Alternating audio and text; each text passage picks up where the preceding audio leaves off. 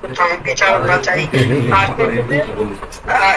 আমি আবার বললাম যে আমাদের আইন রক্ষাকারী সংস্থাকে সব রকম সহযোগিতা করবেন।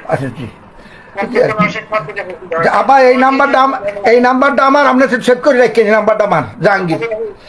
আচ্ছা ঠিক আছে, ঠিক আছে, আপনি ঘাবড়াইয়েন না, আমরা আছি শক্ত, আমি শক্ত আছি না, আপনি ঘাবড়াই আমরা নরমই পড়ি।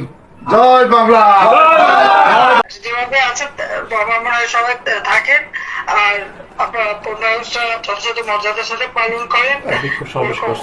শেখ হাসিনা ভয় নাই। বাংলাদেশের সাবেক স্বৈরাচার প্রধানমন্ত্রী শেখ হাসিনা এখন আছে দিল্লিতে থেকে তিনি বাংলাদেশের তার নেতাকর্মীদের সাথে কথা বলছেন। এমনই একটি ভিডিও ভাইরাল হয়েছে সোশ্যাল মিডিয়াতে। তিনি কথা বলছিলেন বগুড়া জেলার আওয়ামী লীগের সেক্রেটারির সাথে। স্বৈরাচার শেখ হাসিনা তাদেরকে এভাবে আশ্বস্ত করছিলেন তিনি 15 আগস্টে যেন তারা বাইরে আসে এবং আন্দোলন করে, সেই আন্দোলনে সবাই জড়িত হয় সেই কথাও তিনি বলেন। আরো বলেন পুলিশের সাথে যেন তারা থাকে, পুলিশ যেন তাদেরকে সহযোগিতা করে। পুলিশের শেল্টারে তারা মনে করছে তারা আবারও বাংলাদেশে ত্রাস সৃষ্টি করবে। অন্যদিকে আওয়ামী লীগের সেক্রেটারির সাথে শেখ হাসিনার কথোপকথনের একটি কথা সবার মুখে মুখে, তা হচ্ছে তিনি বলছেন, আপা আপনি ঘাবড়াবেন না, আপনি ঘাবড়ালে আমরা নরম হয়ে পড়ি।